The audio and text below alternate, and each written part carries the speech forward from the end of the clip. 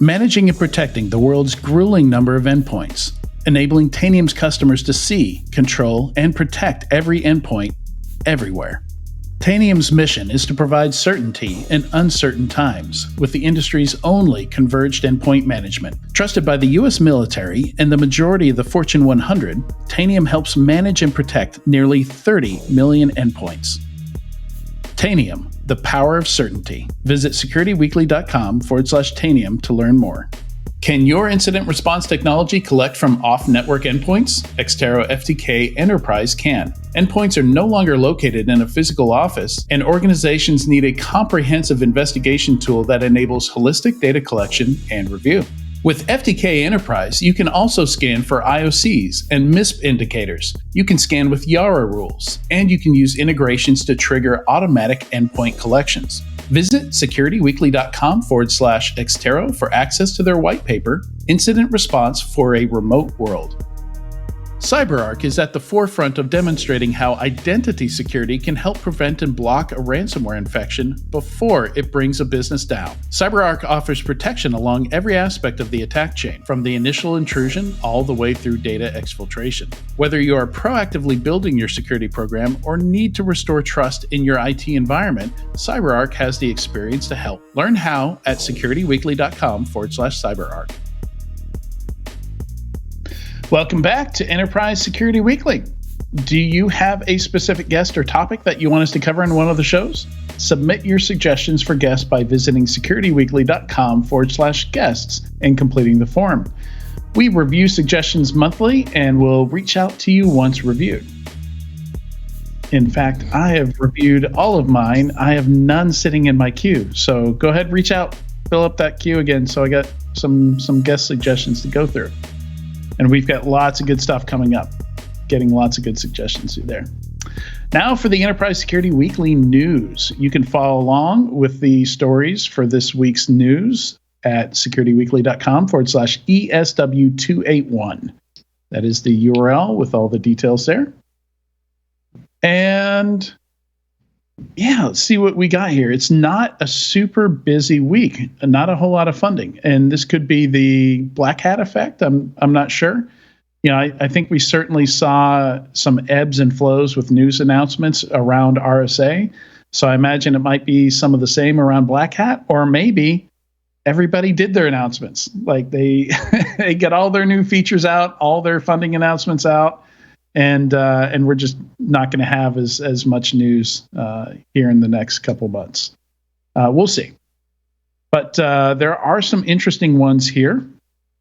One, my story number 2, Fort Robotics, closing in on $13 million in funding. And I was like, how did robotics show up in a security queue? Where I get a lot of this information. And yeah, I mean, we're seeing more and more use of robotics in enterprise use cases and stuff like that. So, now we're starting to see security companies wrapped around them. And so this is, to be clear here, this is the line gets kind of blurred between safety, between like human robot safety, OSHA type stuff that OSHA would be concerned about, and cybersecurity here, because all of a sudden cybersecurity can have direct impact, or lack of cybersecurity could have a direct impact on the physical security around industrial robots and things like that.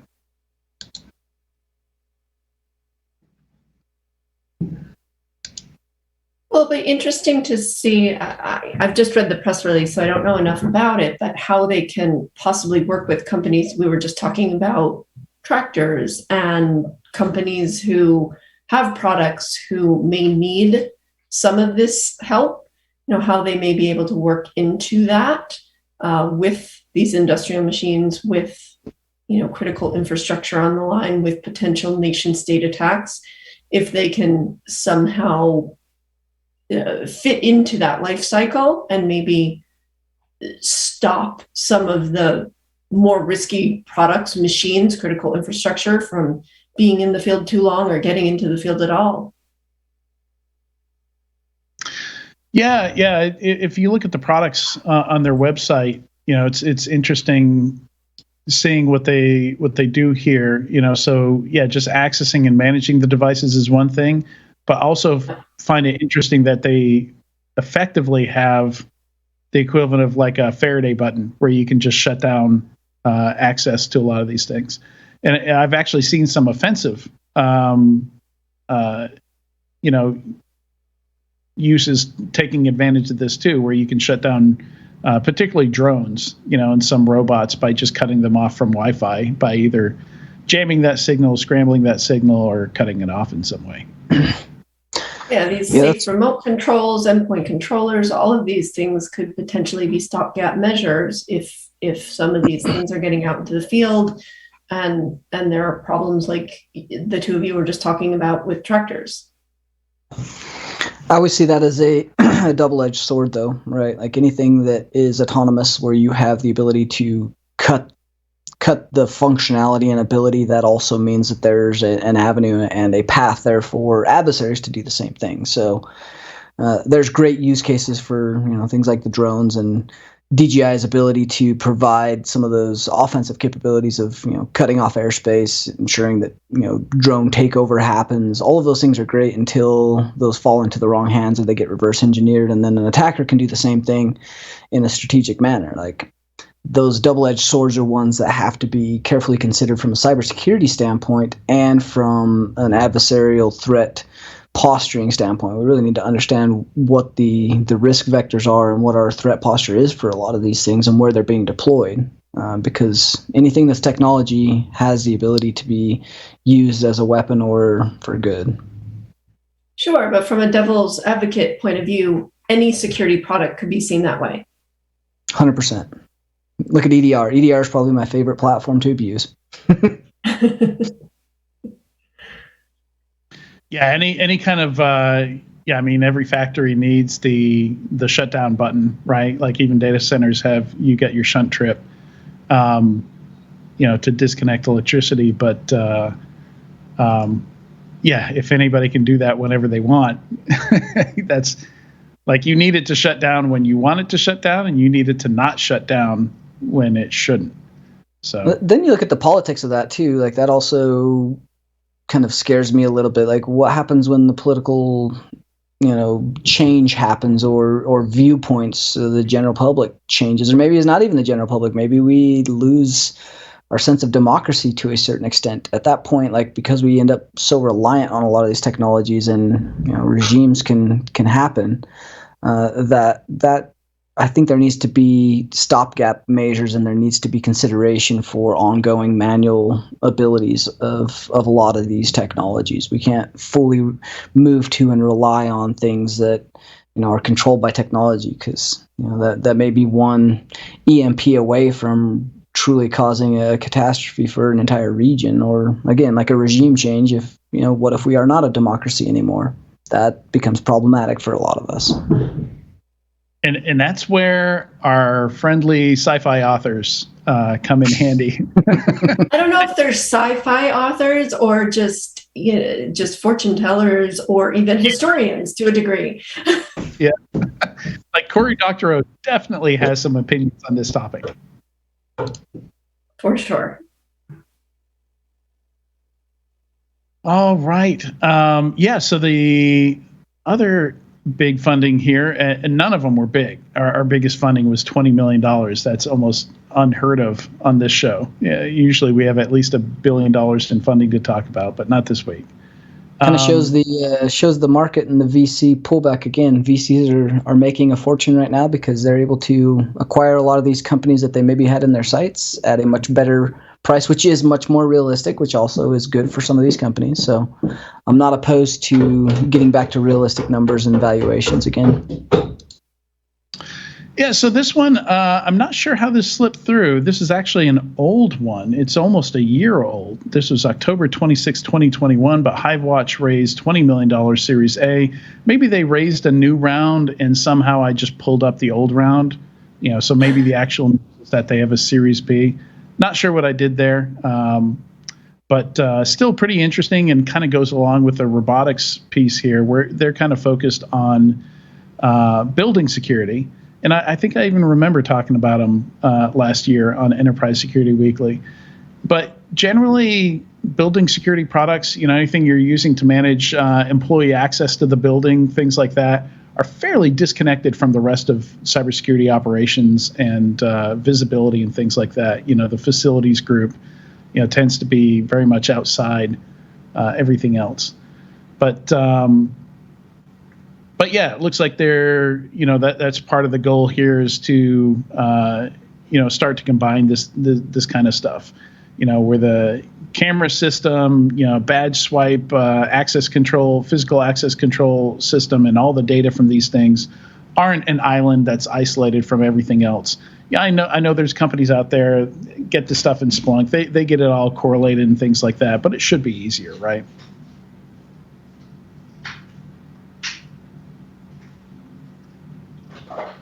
Right. Well, if it were easier, we wouldn't have all of these other solutions surrounding it to make managing your SIM easier.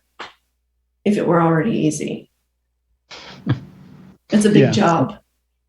That is all the technology today. We've gotten to the place where you almost cannot be a generalist in many aspects because of how many interoperable systems there are, integrating with SaaS, integrating with APIs that connects to a dev backend pipeline that's got some single sign-on. Like all of this integration and confusion and complexity is added to the security conundrum that we're in. But additionally, it also is the inability for any one person to get a grasp on and make all of these products function well together for all of the needs that are needed for an enterprise today. For sure, you can't know with the number of products, with the diversity of products that are integrated, just like you said, it will be almost impossible. And I do feel sorry for some people who are sitting in SOCs and having to deal with multiple things, because how can you possibly be a subject matter expert in all of these technologies? You can't. There's no way. Right. Yeah, it really ends up very, very kind of split up and, disjointed, where they're not subject matter experts in everything. A lot of them, it feels a lot like a telephone operator used to be back in the days when we didn't have automatic call routing and somebody had to literally physically route us, to the right location to make a phone call. And yeah, they do some basic analysis and hand off to somebody who is an expert on that, which I think is maybe there's another 5 years of that, and that's got to be fully automated.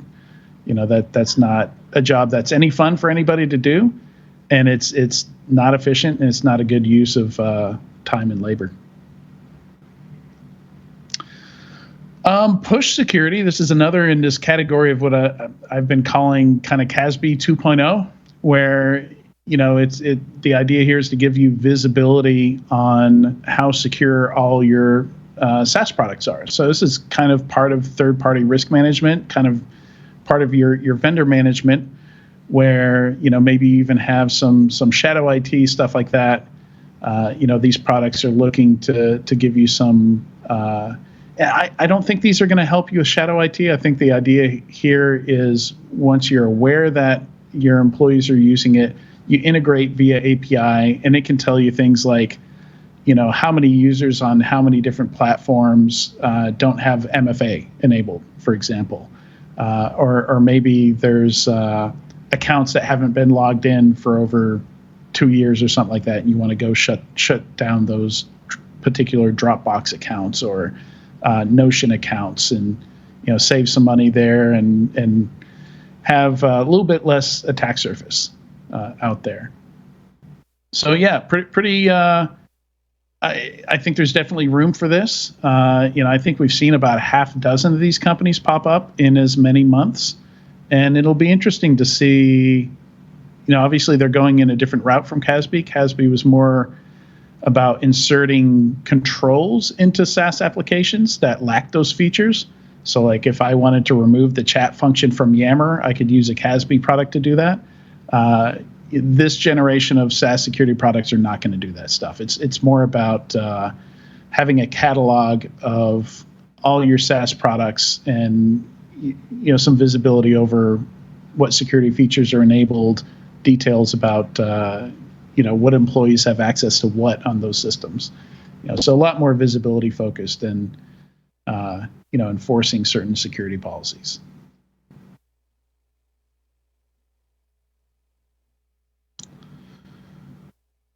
All right.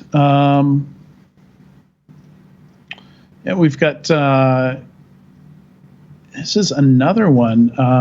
Just a month ago, I want to say or so, we saw another Eclipsium company. It looked like it might be an Eclipsium competitor, and this could be another one. So the Emproof is talking about protecting embedded systems. Particularly, they're talking about IoT devices, so maybe not. Maybe they're a bit more niche, and that's certainly something we've seen a lot of in the past. Is more IoT, kind of selling to the device manufacturer, the device developer, not necessarily an enterprise trying to make sure all their Dell laptops are up to date on the latest firmware version. What do you think, Tyler? Yeah, I was reading through this. This looks interesting. It does look like there is a lot of focus on IoT, which can be some of the same. They had some one of the researchers there, I believe, did some of the reverse engineering of AMD stuff. His name looks really familiar. So there may be more than the IoT, which is great. We need as many, that there's not really competitors to Eclipsium because they're so far ahead, but there also is such a large space that needs innovation and different mechanisms to secure some of this microcode. So I don't think any of these companies are going to have a problem getting into the space and having enough customers to help with the ongoing R&D and level of expertise needed to do microcode and chip reversing and analysis. Takes quite a bit to get into. So I think it's great to see more of these. I'm very curious. This looks very EU based, or maybe even Germany. That also raises some interesting questions from the ability to work with OEMs, chip manufacturers, getting into the space for export and different laws and use cases for certain high tech or sensitive companies. But again, if these guys have the ability to look at some of the tampering, provide some opportunity, I don't see any reason why this is any news for anybody that's following kind of the chip space. There's not very many companies that are doing this, so it's great to see someone else hopping into the space and trying to get a handle on it. Yeah. Yep. We have interestingly, two Dutch cybersecurity startups getting acquired here. The first one, OneWelcome, acquired by Thales, which has done a number of acquisitions in the past. But OneWelcome is an IAM vendor. They look kind of similar to. I'm going to make the wrong comparison here. So not. I can't think of a good one off the top of my head. Maybe ForgeRock, but they're focused more on consumer identity solutions rather than enterprise. So we call it B2B to C is their focus. So if I'm Verizon and I need a way for my customers to log in, I might use OneWelcome to do that. I think that's a space that needs more attention. Honestly, like it's one thing to have the enterprises and getting FIDO Alliance, but like having your Facebook account, all the Instagram hacks, having a way for all of these accounts that are being abused. If we can get a handle on some of that for the consumer side of this, for the grandmas out in the world or the people that are not technical, like this is a space that I think maybe if we address this first, provides even additional benefits that we're not foreseeing for the enterprise early on. I mean, anecdotally, I think I've got more grandpas in my life that are non-technical than grandmas. But anyway,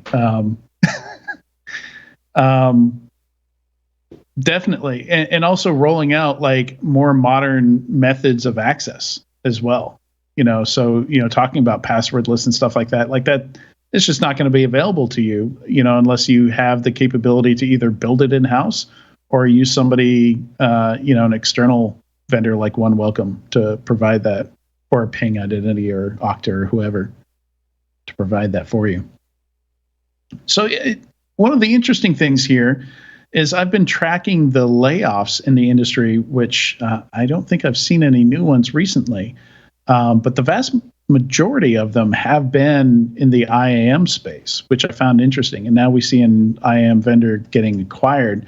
So I wonder if this economic downturn has hit identity access management vendors harder than maybe other security vendors. That's typically a secondary business, right? Go ahead, sorry. No, you're fine. I was just saying that's more of a secondary business, right? A bolt-on, whereas you're providing a product that has a budget or streamline or subscription line item already baked in. You're essentially asking for money on top of money for some of these IAM managers that are coming in to bolt on to additional products or developments. Yeah, it's a good point. You were saying, Katie? I was just going to wonder, if the layoffs are due to the past few years, we've seen sort of an explosion in this IAM space, which goes sort of hand in hand with the idea of moving to zero trust and making identity the nexus of your zero trust strategy. So is it more a function of there were a heck of a lot of companies or are a heck of a lot of companies in the space, or is it a result of the hot market activity, companies buying up these IAM companies and then having to, look at their staffing and reduce any overlap? So it could be a lot of things that could contribute to the fact that you're seeing more layoffs in one area than the other. And it might just simply be, hey, that's been a really hot topic for the past few years. Yeah, no, it's a good point. And that's what I was going to say is it could be completely coincidental in just the fact that IAM is too big and was in need of consolidation anyway. So the market is being too saturated would explain why they were doing more layoffs than others, and also why we're seeing a lot of acquisitions in that space, which we really have with some big ones too, like Auth0 getting acquired that was like a year ago, I think, maybe. And none of these layoffs have been huge. The biggest one was 25% of staff, and that was OneTrust, which was big. That was 950 employees, but we don't have anybody closing up shop or, even laying off a third of employees. So it's good to keep in mind. None of this has been disastrous. More corrections, right? All right, another one, Hatching, acquired by Recorded Future, who recently acquired risk-based security as well. So Recorded Future has been doing some acquisitions here. Also a Dutch company, and focused on malware sandboxing, which is not a term I've heard in a number of years. It has not been a hot topic for a hot minute. I think there's still a ton of companies doing that, and that is a huge space that needs to be handled. And there's a lot of, especially with CTI and a lot of the threat intelligence, malware analysis has had to get much faster, much more capable, look a lot more realistic, as well as be able to incorporate some very sophisticated routines into, the sandbox itself. So that space has definitely not disappeared. I think it has just not been innovated, or we haven't seen any huge change-ups over the last few years, which it's great to see additional companies coming into the space, because that is an always improving layer that needs to happen. Yeah, and another acquisition here, Huntress acquired a company called Curricula, which does security awareness training. They have a security awareness training platform. So yet another market that has been really, really saturated, I feel like, the security awareness training. A ton of smaller ones popped up, a lot of bootstrapped ones in particular. It's pretty easy to launch a security awareness training company as opposed to other types of security companies or in other categories. So yeah, interesting to see because it's tangential to what Huntress does. I think some folks were a little confused by this acquisition, but with what Huntress does, it makes a lot of sense to add on some. If you're wanting to continue growing at a fast rate, it makes sense to jump into adjacent categories once you get to a certain size for companies like these.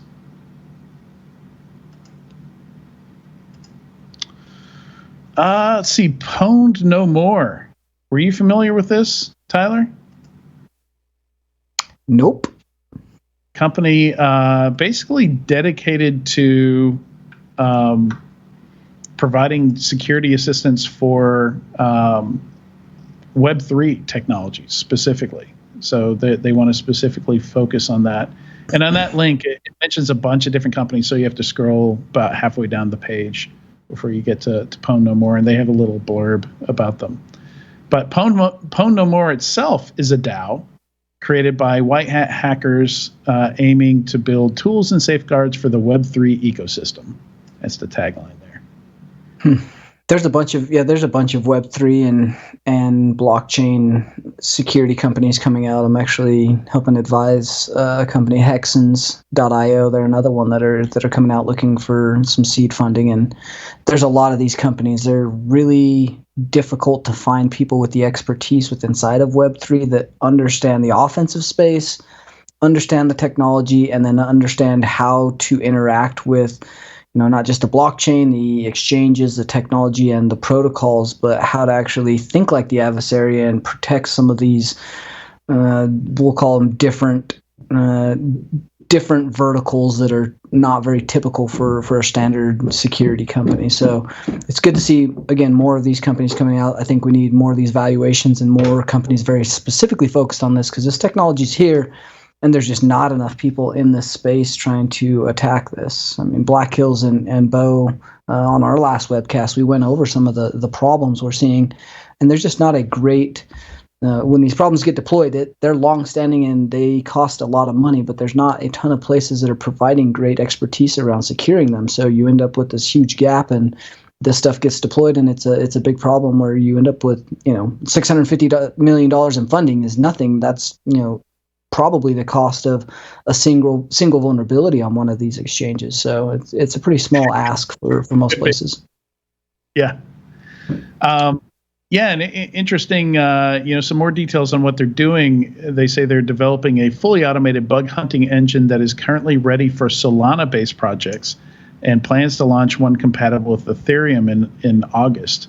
And I find it interesting that, to show that they're legit and they have some skills. They throw out that the hackers in its DAO include 6 DEF CON CTF winners. So it's interesting to see CTF, both CTF and bug bounty work used not only for somebody's personal resume, which I've seen quite a bit in the last couple of years, but now, to show that a company is how legit a company is in terms of its expertise. Yeah, that's not the first time I've seen that. That is an interesting correlation because I believe 2 other companies I was looking at on top of Hexens, they were all DEF CON CTF winners. So I don't know if that says something about the personality type or the level of skill it takes and technological aptitude it takes to get into that space. Like, that's a very interesting correlation, and I didn't even read that. Yeah. On future interviews, I guess I'll have to ask, company founders, new companies, how many black badges do your employees have? How many TF winners are on your engineering team? One, just one. Get out of here. That's hilarious. But yeah, I wonder how it feels for the people who set up these CTFs. I'm sure when designing these CTFs, they're not thinking, this is going to be some great resume fodder for somebody, right?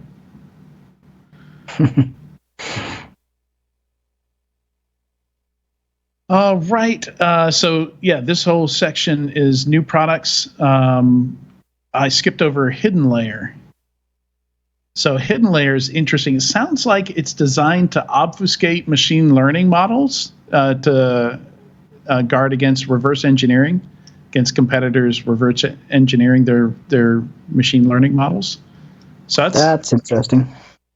I mean, that's a huge problem when you look at, like, so there was that research my cousin did from, he's over at NetSpy now, but where they were able to look at, it was either Proofpoint or Mimecast, basically get the entire machine learning data set and extract that remotely so that they could, basically craft emails that go in, and they're going to get by every time because they understand the data set that's being evaluated against that. So the reversing, that's a legitimate threat that is being used offensively currently. So I think that's actually a pretty good idea.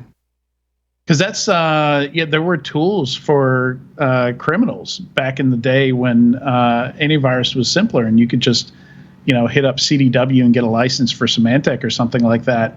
Like, criminals basically had these SaaS services where people could submit their malware to make sure that their malware is going to bypass AV before they actually use it in production. So it's like just part of the malware QA process, right? Is to make sure you're not going to get caught by any antivirus or filters. So this seems like battling the current generation of those kinds of tools. But yeah, it's interesting. I thought of it more of preventing competitors from stealing IP. But you're right; it probably is more about offensive. And I think the competitors aspect is valid too, right? If that is your IP for your data set and your learning model, and your competitor is able to get that and then build on top of it, then their product is then superior and better. So that's obviously a problem. I mean, we've seen this for like JavaScript, C compilers, all of the things for deobfuscation and obfuscation as part of IP protection as well as reversing. So I think this just makes logical sense from the next piece of IP that is trying to be protected, which is going to be data sets and learning models. Both of those are very, very important for your IP and how you actually evaluate, your software evaluates different structures. Yeah, also interesting, just reading more on it here, they list data poisoning as one of the attacks that they protect against. And I was thinking this would be more of an obfuscation approach, but they say they automatically identify malicious activity against models and respond to those attacks. So I guess it would have to hook into APIs and maybe even web applications and things like that. Like, I'm not sure how you would implement that to basically like an IPS model, but for machine learning models. Yeah, is it real-time obfuscation too? And like how, I would be curious how that actually functions from a data model. They didn't say obfuscation anywhere. I was guessing at that. That was a poor guess. I'm not sure if they're doing any obfuscation at all. But yeah, I have heard of the data poisoning approach where you try and screw up the model on purpose. Giving it the wrong data to learn on. Or invalid data. Let's see. The next one, Paladin Cloud.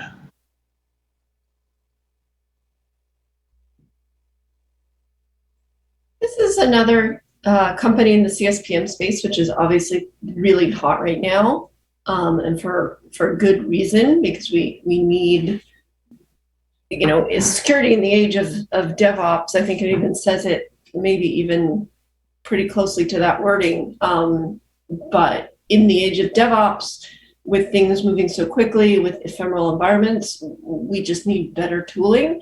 There are a lot of companies out there. So we were talking about IAM being crowded. It's not that the CSPM market is lacking for numbers of good vendors. And there are some very good ones already in the space, but it needs to progress beyond where it is because we've got a lot of issues. And the number one issue right now is misconfiguration. So we can put all of the other tools in place we want, but if we're not tackling that issue in these platforms, then we're SOL anyway. So, hopefully this will be a good tool, but it will also take into account that, we're not just looking at, securing the data in the cloud. We're looking at identifying misconfigurations, providing automated fixes, providing recommendations, looking at compliance, looking at what people need to do to actually fix their own instances, whether they're, point in time or whether they're ongoing usage of the cloud. But this is a huge space. And this article even mentions a couple of the companies who are here who have been in the space for a really long time. Well, really long is relative, I suppose. So it'll be interesting to see what they do and how this can be different. Yeah. Yeah, I mean, it seems maybe more DevOps focused, so maybe the, who their ideal customer profile is a bit different. Maybe it's not the security team, it's the dev team or DevOps team, which I think separates some of these CSPM tools that I've seen. But, some, how close they are to the CI/CD pipeline, basically, and how integrated or not can separate out some of these. I haven't looked at any of the CSPMs super closely, though, so it'd be interesting to have somebody on that has kind of a, I was talking to somebody the other day who had actually tested a bunch of these, and might have to remember who that was and have them on as a guest and help us kind of separate out all the prisms into whizzes and orcas and laceworks and all those guys.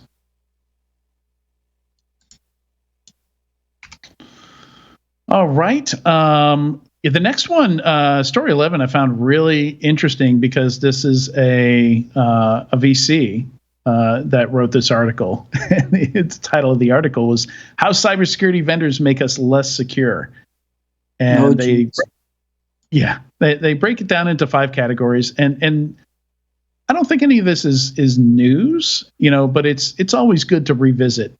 And so they cite the stat of the crazy number of security tools. The average security team is using over 70 security tools, and it's interesting because when Scientia did their security outcomes reports, which Cisco paid for, those 2 reports, which are great reads if you haven't read them. Just look up Cisco security outcomes, and you don't have to fill out anything to download the PDFs. But yeah, one of the things that they found was less security tools, more integrated security tools equals better employee morale, which I found to be really interesting. Like, absolutely, add on more security tools, you get more overhead. But I love that they, were able to also pair that with like the level of annoyance and frustration that employees are going to have trying to manage things when they've got so many damn tools. Like how big does your team have to be to have over 70 security tools and actually get value out of all those tools? And way back in 2014, I remember when I was at 451, Javad did a report on shelfware, which was really interesting. I'd love to see an updated security shelfware study and see what portion of those 70 security tools are just sitting on the shelf completely unused or aren't producing any kind of value, even if they are deployed in production and technically being used. I think those are good. These all have good points in there. Honestly, there's some good thought process to this. I don't agree with the title, but I definitely agree with some of the nuance to how security tools can cause issues with inside of organizations. Yeah, so the 5 categories or the 5 ways that Ross mentions in this article. I'm not sure I can pronounce his last name. Halilik. But the 5 that he mentions is they increase attack surface, which is certainly the case for some security tools, maybe not as much for others. I'm not sure that's a blanket statement you can make, but certainly some do increase attack surface. I'm thinking of some of Tavis Ormandy's findings when he, turned his gaze towards antivirus products and found that there were lots of remotely exploitable vulnerabilities right in the core of antivirus engines. That was entertaining. Perpetuating inefficient security workflows and vendor lock-in. Yeah, that's definitely a problem. If all 70 of those companies are trying to be sticky and trying to embed themselves, and I'm sure at least 10 of those 70 products pitch themselves as single panes of glass. That's certainly, from a labor standpoint, it's just it's going to create all kinds of inefficient overhead. Charging the SSO single sign-on tax, that's a pretty simple one. And I get why some companies do it. Onboarding, customer success, might have to do some extra work to do that setup, but it's a one-time setup. So yeah, just eat that cost. Unless you're like, how many customers do you have per customer success person? Like, unless it's like 1,000 customers per CS person, I think it's hard to make the argument for charging people extra for using single sign-on. Then stifling innovation and barriers to entry for entrepreneurs. Not sure what he means by this one. Oh, okay.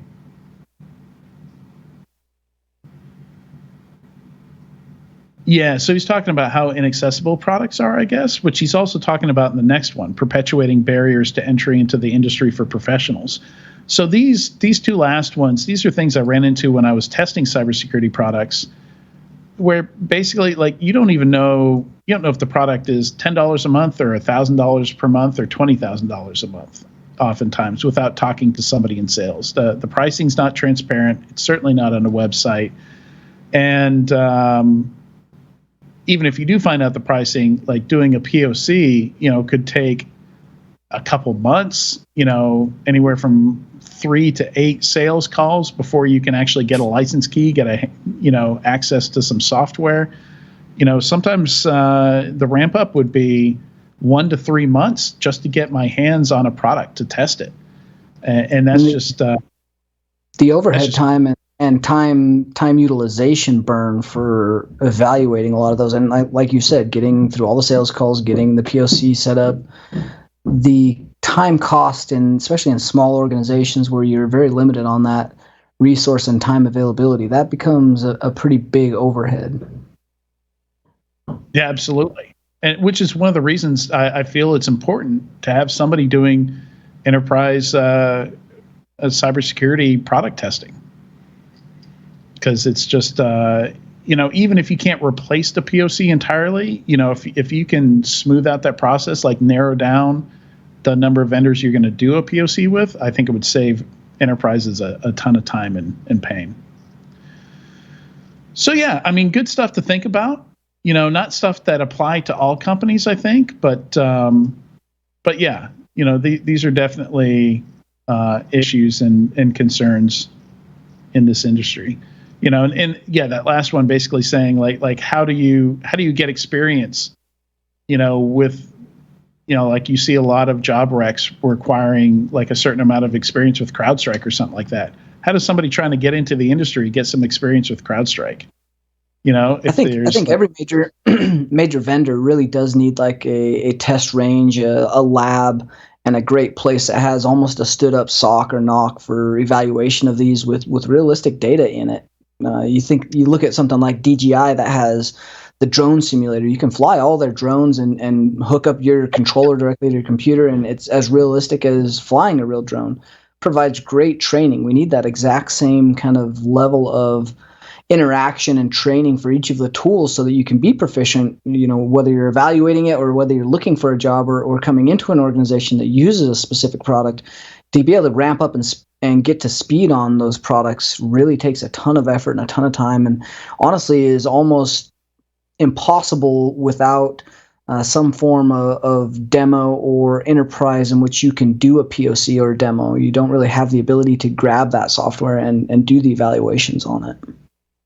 And I would also add that it has to be a realistic environment. Like you said, it has to be real data, because a lot of these tools, they use fake data or synthetic data or, non-production data. And you have to know if this tool is going to fall over in your production environment.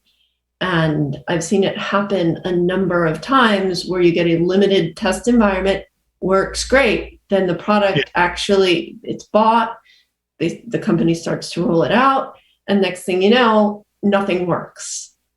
Yep. Everything is slowed down. Nobody can get what they need. And then they spend the next 3-4+ weeks at least trying to figure out how to get this tool up and running that they've now paid tons and tons and tons of data for, tons of money for. And, it's easier for the vendors to create these simulated environments, but it is definitely not benefiting the end users.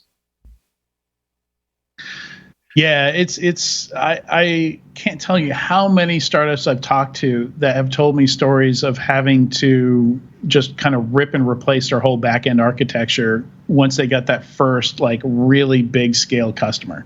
Oftentimes it'd be like a Comcast or an Intel or something like that. Somebody, especially for endpoint security vendors, like once they hit 10,000 endpoints, or a customer with 100,000 endpoints, just everything started falling over. And it's not like we need to throw some more capacity on here. It's like the architecture didn't work. They had to go redesign, which, I mean, how many customers can afford to just wait 2 years for you to do that, right? But yeah, to what you're saying, Tyler, I remember talking to Fishnet before the Accuvant-Fishnet merger that created Optiv. They had literally created what you were talking about. They had a big range. They spent a bunch of money on a big VM cluster where they would deploy a lot of the products they sold and let customers connect to this thing and put their own data sets in here, and they could reset it and wipe it. And it was a playground for people to test out products, without having to stand up POC infrastructure on their own networks. Sounds like a product in and of itself. Yeah, no idea. I never heard about anything like that again after the acquisition. So I don't know if this is a thing that a lot of resellers still have today. But I remember they sunk millions into that just for the convenience of letting customers try out products. I think TCAT is one that does something very similar. They're an MSSP, but I believe they have a lab that allows some of that. I'm not sure if that's public facing or not, but okay. 2 more stories here. Aerojet Rocketdyne. So this was interesting in that apparently there's this new law that apparently says, if somebody, a defense contractor or state contractor, can be sued if they make a claim that's not true on the contract, and whoever whistleblows on that can get some of the money from that settlement. So basically, this guy, there was some kind of cybersecurity that they claimed. They had done some due diligence or had some capabilities around cybersecurity they didn't have. Somebody reported, called them on that, and they had to pay $9 million on it, and he gets a sizable chunk of that. It was $2.61 million was his share of the settlement. So this brings me back to the old Dilbert cartoon where the pointy-haired boss says, we're going to start paying $30 per bug found or something like that. And Wally says he's going to code himself a minivan because the developer's in control of whether or not code is broken, right? So perverse incentives. Yeah, that seems a little bit counterproductive in that particular case, but I don't know. I like whistleblowing protection. I don't like the the outright incentivizing it, like if they find something that is very much a case, you end up with things like tort cases all over the place and ambulance chasing law firms. So I think if it is found out and it is a real case, then I think some incentive for the hassle of the whistleblower, that may make sense. But outright provisioning money directly for him seems like a bad recipe. It is a bad recipe, and it incentivizes bad behavior where it's lurking. And unfortunately, there are bad actors in all areas of life. I was involved in a case years ago where somebody this was directed at me, called up our whistleblowing hotline and reported that I did something that I did not do. But because of the protocols and laws and all that good stuff, they had to investigate. So it was like 3 weeks of me being called into HR over somebody making up a story to get me in trouble. This person didn't believe that the company had the ability to track he made the mistake of saying that I said things over instant message, which never happened. They obviously have the ability to go back through their records and see what happened and what didn't, have the ability to look at emails, see what happened, what didn't. But it was 3 weeks of my life where I was put under a microscope and treated like I was a criminal, basically. And it was horrible. And if people feel like, oh, maybe they can get away with it, and maybe nobody has any kind of recourse, because maybe if I say the right things and I claim that this person did this or that, and they can't actually go and track it, it can cause a lot of problems for people. Fortunately, there are digital breadcrumbs everywhere, but if they're trying to claim that somebody did something, their behavior was bad here, or they did something offline there, it's just incentivizing the wrong things. And yes, I think when there's a real situation, we need protections for those people. We would be in a much worse place if people didn't have protections for reporting actual bad behavior, but putting incentives in place that sort of say, hey, if you do this, you're going to be a hero. The bad people will take that the wrong way. Resource-based denial of service. That's essentially, you can do morale-based denial of service and get into the PSYOP side of the ability to cripple a company and or its executives and or people that need to make decisions in a hurry. If you're able to leverage those PSYOPs and processes that are in place for things like this, you can cause a substantial amount of disruption to a company very quickly. Right. And even if you don't think you could get somebody fired or send them to jail in extreme cases, maybe you just want to be a jerk and cause a lot of harm in their life. And you could do that very easily if you're incentivized to do so, and you are the kind of person who has that malevolent mind. And just from as somebody in the Planix in the Discord points out, that this is a pretty pure like what these whistleblowing the False Claims Act is the name of it, but the whistleblower provisions. This is an excellent case of what this is actually for. So it sounds like the story is Aerojet had a security incident in 2013, and to make it look like they were doing the right things, they hired this guy and promised him a whole bunch of budget and staff and stuff like that. Didn't deliver, but we're still saying that they did the things they didn't deliver on after hiring him in their defense contracts. So they talked the talk and did not walk the walk, and he called them out for it, and they paid. And I mean, the payment's just a tiny, like less than 1% of what it looks like the money they actually made. So at least it's something. But $9 million when you've got multiple billions in contracts, 2.6 billion in contracts is a pretty small drop in the bucket.